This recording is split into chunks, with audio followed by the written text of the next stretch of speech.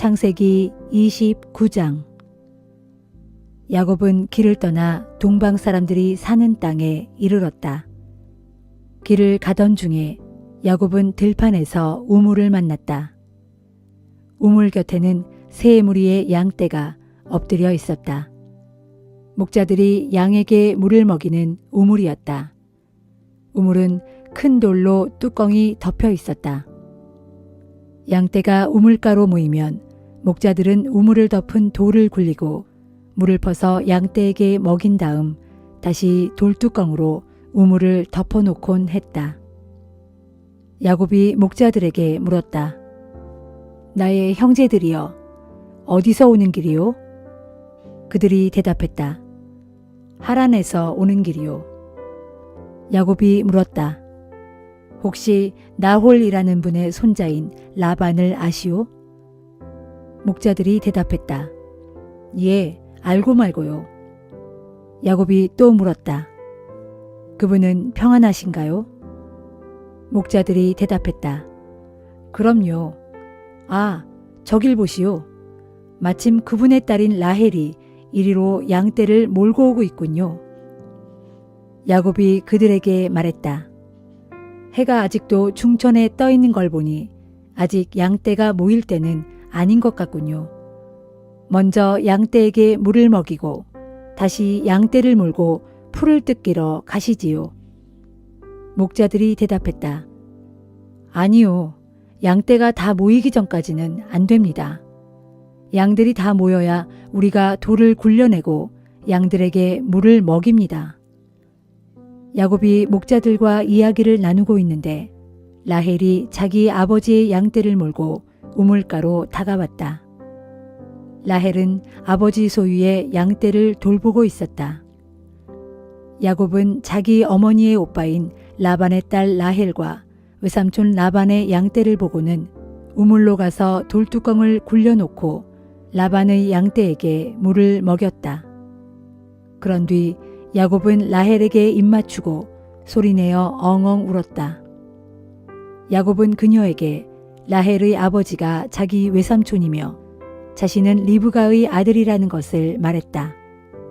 라헬은 집으로 뛰어가 자기 아버지 라반에게 이 소식을 전했다. 라반은 자기 조카가 왔다는 말을 듣고 야곱을 맞으려고 달려나왔다.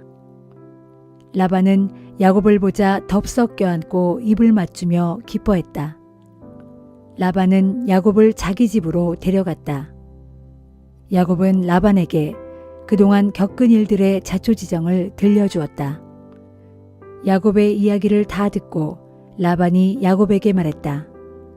너는 정말로 나의 피부치로구나. 야곱은 한 달 정도 라반의 집에서 지냈다. 하루는 라반이 야곱에게 말했다. 네가 아무리 내 조카라고 해도 내 일을 거저 거들어줄 수는 없지. 네게 삭슬 얼마나 주면 되겠는지 말해보아라. 라반에게는 두 딸이 있었다. 큰 딸은 레아이고 작은 딸은 라헬이었다.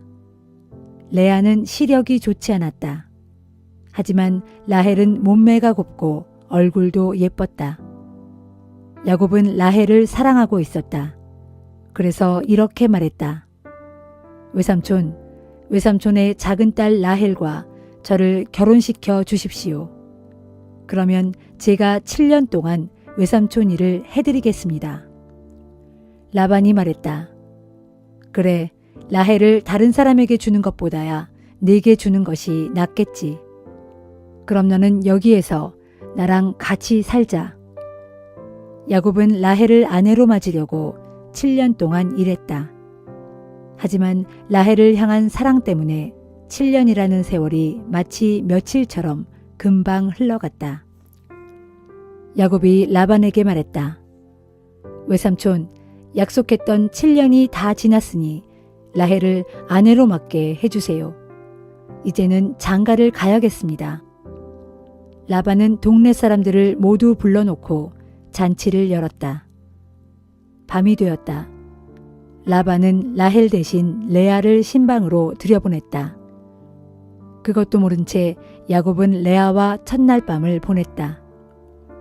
라반은 여종 실바를 자기 딸 레아에게 몸종으로 주었다. 다음 날 아침 잠자리에서 일어난 야곱은 자기 옆에 레아가 누워있는 것을 보았다. 야곱은 라반에게 가서 따졌다.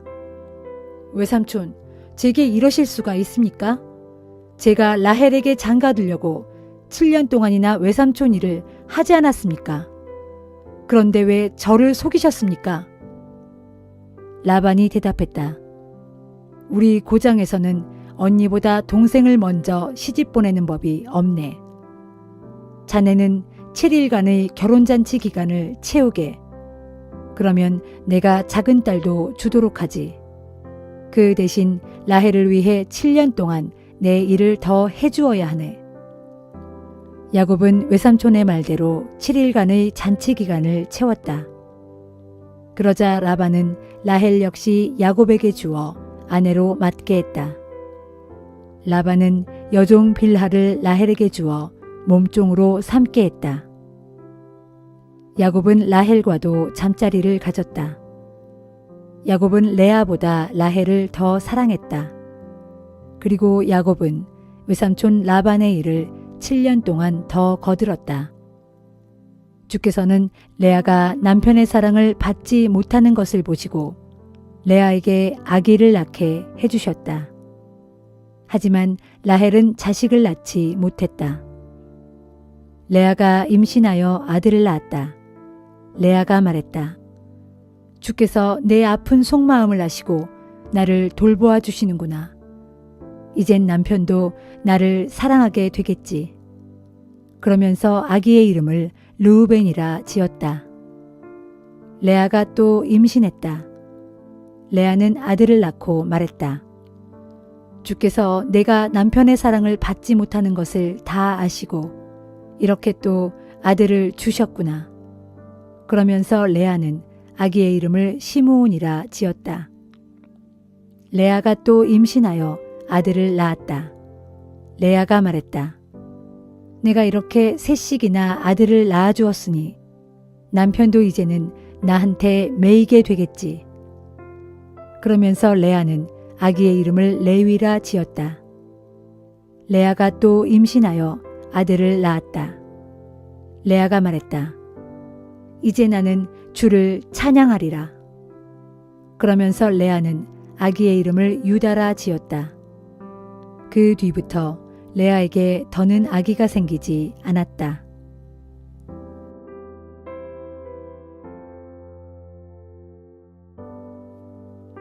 마태복음 28장. 안식일 다음 날 동틀 무렵 막달라 마리아와 다른 마리아가 예수의 무덤을 찾아갔다. 그런데 갑자기 큰 지진이 일어나더니 주의 천사가 하늘에서 내려와 돌을 굴려내고 그 돌 위에 앉았다. 그 천사의 얼굴은 찬란하게 빛났고 옷은 눈부시게 희었다. 이를 보고 있던 경비병들은 겁에 질려 땅바닥에 납작 엎어진 채 죽은 사람처럼 꼼짝도 하지 않았다. 그때 천사가 여자들에게 말했다. 두려워하지 말라. 십자가에 달리셨던 예수를 너희가 찾고 있는 줄을 내가 다 안다. 그분은 여기에 계시지 않는다. 전에 너희에게 말씀하신 대로 그분은 다시 살아나셨다. 그분이 누워 계셨던 자리를 확인해 보아라. 그리고 어서 빨리 그분의 제자들에게로 가서 예수께서 죽은 자들 가운데서 다시 살아나 당신들보다 먼저 갈릴리로 가실 테니 거기에서 그분을 뵙도록 하시오 하고 전하여라. 나는 이 말을 너희에게 전하러 왔다. 그러자 여자들은 서둘러 무덤을 떠났다. 두렵기도 했지만 너무나 큰 기쁨에 가득 차서 제자들에게 그 소식을 전하려고 힘껏 달려갔다. 그때 갑자기 예수께서 여인들 앞에 나타나 말씀하셨다. 평안하냐? 여인들은 엎드려 예수의 발을 붙잡고 경배를 드렸다. 그때 예수께서 말씀하셨다. 두려워하지 말라. 가서 내 형제들에게 즉시 갈릴리로 가라고 전하여라. 그러면 거기에서 그들이 나를 만나게 될 것이다. 여자들이 떠난 뒤 예수의 무덤을 지키던 경비병 몇 사람이 예루살렘 성 안으로 들어가 대제사장들에게 그동안에 일어난 일을 낱낱이 보고했다. 그러자 대제사장들은 유대 지도자들과 논의한 끝에 경비병들에게 뇌물을 주면서 당부했다. 한밤중 너희가 잠든 사이에 예수의 제자들이 와서 예수의 시체를 훔쳐갔다고 말하라. 그들은 또 경비병들에게 이렇게 약속했다. 만일 총독이 이 소문을 듣게 되더라도 너희에게는 아무 피해가 없도록 우리가 책임을 지겠다. 경비병들은 돈을 받고는 그들이 시키는 대로 했다. 그리고 이 말이 오늘날까지 유대 사람들 사이에 널리 퍼져 있다. 한편 예수의 11 제자는 갈릴리로 가서 예수께서 일러주신 산에 이르렀다. 거기서 제자들은 예수를 뵙고 예수께 경배를 드렸다. 그러나 제자들 중에는 눈앞에 보는 그 사람이 정말 예수일까 하고 의심하는 이들도 있었다. 예수께서 제자들에게 가까이 오셔서 말씀하셨다. 나는 하늘과 땅의 모든 권세를 아버지 하나님께로부터 부여받았다.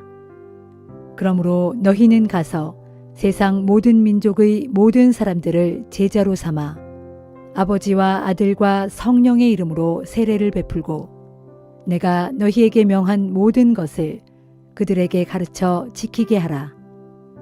보라, 내가 세상 끝날까지 항상 너희와 함께 있겠다.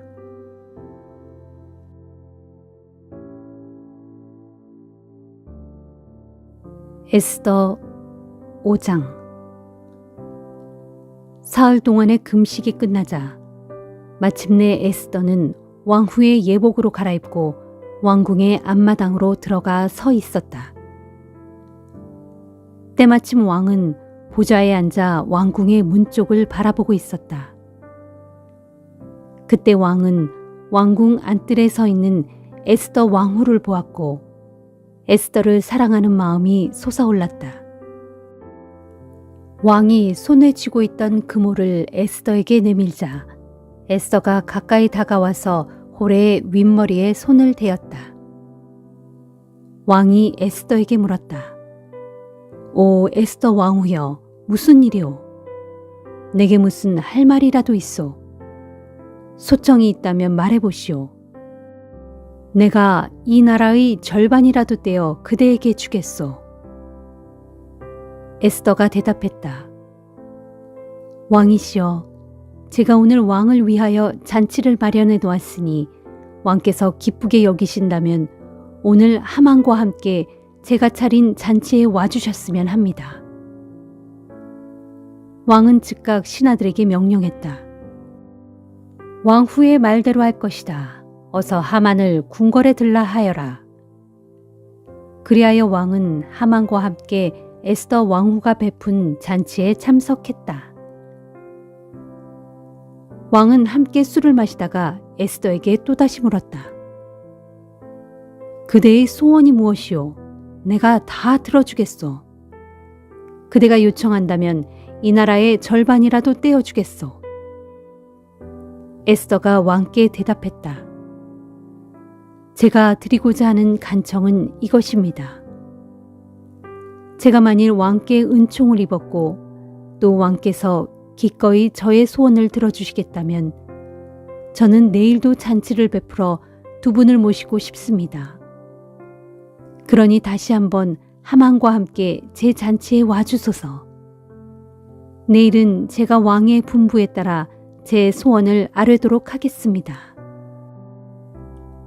왕과 함께 왕후가 마련한 잔치에 참석한 그날 하만은 크게 기쁘고 즐거운 마음으로 궁궐을 나섰다.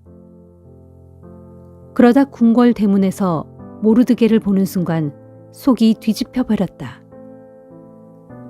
대궐 문에 앉아있던 모르드게가 자신을 보고서도 일어서기는커녕 몸을 움직일 생각조차 하지 않았기 때문이다. 하만은 그런 모르드게에 대해 분노가 펄펄 끓어올랐다. 하지만 하만은 화를 꾹 참고 집으로 돌아갔다. 그리고 하만은 자기 친구들과 자기 아내 세레스를 불러놓고 자신에게는 재산도 아주 많고 아들들도 많으며 특별히 왕의 총애를 크게 받아 다른 대신들이나 귀족들보다 훨씬 높은 자리에 올랐다는 것을 여러모로 자랑했다. 덧붙여 하만은 이렇게 자랑했다. 게다가 그것들뿐만이 아니라네. 오늘은 에스더 왕후께서 특별히 마련한 잔치에 왕과 함께 갔다네. 모든 신하들 중에서는 왕과 함께 오직 나 혼자만 초대를 받은 거라네. 그리고 왕후는 내일도 왕과 함께 잔치에 오라고 나를 초대했다네. 하지만 대궐문에 앉아있는 저 모르드게라는 유다 사람만 보면 이 모든 것들이 만족스럽지 않고 속이 뒤집혀버리니 그게 문제라네. 그러자 아내 세레스와 그의 모든 친구들이 하만에게 말했다. 좋은 생각이 있습니다. 높이 50규빗 되는 장대를 세운 뒤에 내일 아침 왕께 청을 들여 모르드게를 거기에 매달도록 하십시오. 그런 다음 왕과 함께 왕후의 잔치에 나아가 즐기도록 하십시오. 하만은 그 말을 아주 좋게 여기고 즉각 자기 집 앞마당에 장대를 세우도록 지시했다.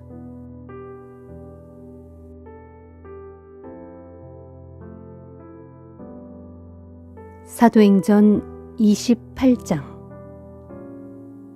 우리가 무사히 해변에 상륙하고 나서야 비로소 그곳이 멜리데의 섬이라는 것을 알게 되었다. 섬 사람들은 우리를 매우 친절하게 대해주었다. 때마침 비가 내리고 날이 추웠기 때문에 그들은 불을 피워주면서 우리를 맞아주었다. 바울이 마른 나뭇가지를 한아름 안아다가 불 속에 넣었다. 그런데 나뭇가지 속에 있던 독사 한 마리가 뜨거운 불기운에 놀라 튀어나오더니 바울의 손에 착 달라붙었다. 섬 사람들은 독사가 달라붙은 것을 보고 서로 수군거렸다. 저 사람은 살인자가 틀림없다. 바다에서는 살아났지만 정의의 여신이 그 사람을 그대로 살려두지 않는구나. 그러나 바울은 그 뱀을 불 속에 떨어뜨렸고 아무런 상처도 입지 않았다. 섬 사람들은 바울의 몸이 이내 부어올라 당장 쓰러져 죽을 것이라고 기대했지만 아무리 기다려도 그런 일은 벌어지지 않았다. 그러자 그들은 생각을 바꾸어 바울을 신이라고 생각했다. 해안 가까운 곳에는 그 섬의 추장인 보블리오가 소유하고 있는 농장이 있었다. 그가 우리를 그리로 초대해서 사흘 동안이나 친절하게 대접해 주었다. 그때 마침 보블리오의 아버지가 고열과 이질에 걸려 병상에 누워 있었다. 바울이 가서 그를 위해 기도하고 손을 얹어 낫게 해주었다. 이런 일이 생기자 섬 안에 있는 병자들이 앞다투어 바울을 찾아왔고 병자들은 모두 고침을 받았다. 섬 사람들은 우리를 극진히 대접해 주었을 뿐 아니라 우리가 그 섬을 떠날 때는 여행하는 데 필요한 온갖 물건들을 배에 실어 주었다. 파선을 당한 지 석 달 후 우리는 그 섬에서 겨울을 보낸 알렉산드리아 배를 타고 다시 로마행 항해길에 올랐다.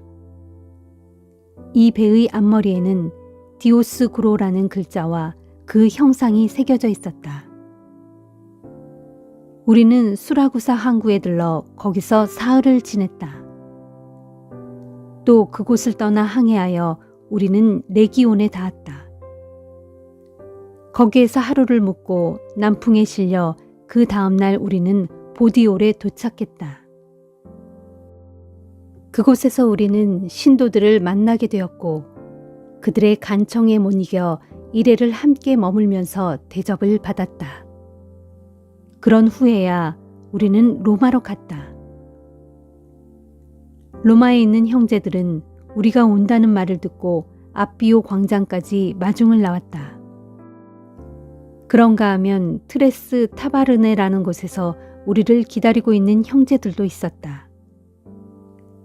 그들을 보고 바울은 하나님께 감사를 드리고 큰 용기를 얻었다. 마침내 우리는 로마에 도착했고 바울은 경비병 한 사람의 감시를 받으면서 따로 지내도 좋다는 허락을 받았다. 로마에 도착한 지 사흘 후 바울은 그곳에 사는 유대인 지도자들을 불러 모았다. 그들이 모이자 바울이 말했다. 동포 여러분, 저는 우리 민족이나 우리 조상들의 관습을 거스르는 일을 한 적이 없습니다. 그런데도 예루살렘에서 체포되어 이렇게 로마 사람들의 손에 넘겨졌습니다. 로마 사람들은 나를 신문한 후 나를 풀어주려고 했습니다. 내게서 사형에 처해질 만한 아무런 범죄 행위를 찾아낼 수 없었기 때문입니다. 하지만 유대인들은 이 결정에 반대하고 나섰습니다. 그러는 바람에 나는 어쩔 수 없이 황제에게 상소를 냈을 뿐이고 내 동족을 고발할 생각은 처음부터 추호도 없었습니다. 오늘 내가 여러분을 여기에 오시라고 한 것은 이런 사정을 여러분과 더불어 이야기하고 싶었기 때문입니다. 내가 이렇게 쇠사슬에 묶여 있는 것은 오직 이스라엘의 소망 때문입니다. 유대인 지도자들이 바울에게 대답했다. 우리는 당신을 고소한 일에 대해서 아직 아무것도 들은 바가 없습니다. 유대에서 편지를 받은 일도 없고 또 예루살렘서 온 형제들 중 누구도 그런 일을 우리에게 보고한 적이 없으며 당신에 대해서 나쁘게 이야기한 사람도 없었습니다. 그래서 우리는 당신의 견해에 대해 듣고 싶습니다. 우리가 아는 것은 어디에서나 당신의 종파에 대해서 반대하는 목소리가 높다는 것입니다. 유대인 지도자들은 날짜를 정해 바울을 다시 만나기로 했고 그날이 되자 많은 사람들이 바울의 숙소로 찾아왔다. 바울은 그들에게 하나님의 나라를 설명하고 또 모세의 율법과 예언자들의 글을 통해 예수에 대해 가르치고 설득했다. 그러한 바울의 설교는 아침부터 시작해서 저녁까지 계속되었다. 그 결과 더러는 바울이 하는 말을 믿었지만 더러는 믿지 않았다. 이처럼 의견의 일치를 보지 못하고 헤어지려고 할 때 바울이 마지막으로 그들에게 이렇게 말했다. 성령께서 예언자 이사야를 통해 여러분의 조상들에게 선포하신 말씀이 참으로 옳습니다. 즉, 이 백성에게 이 말을 전하여라. 너희가 듣기는 들어도 깨닫지 못하고 보기는 보아도 알지 못할 것이다. 그것은 이 백성의 마음을 무디어졌기 때문이다. 그들은 귀가 먹고 눈이 감겨져 있다. 그렇지 않았다면 그들이 눈으로 보고 귀로 듣고 마음으로 깨달아 내게로 돌아섰을 것이고 그러면 내가 그들을 고쳐주었을 것이다. 그러므로 여러분은 하나님의 구원이 이방 사람들에게로 갔고 그들은 그 말씀을 받아들이게 될 것이라는 사실을 알아야 할 것입니다. 바울이 이렇게 말하자 유대인 지도자들은 서로 심한 논쟁을 벌이다가 돌아갔다. 바울은 자신이 빌린 셋집에서 만 2년을 지내면서 찾아오는 사람들을 모두 친절하게 맞아주었다. 그는 아무런 방해도 받지 않고 담대하게 하나님의 나라를 전파하고 주 예수 그리스도에 대해 힘껏 가르쳤다.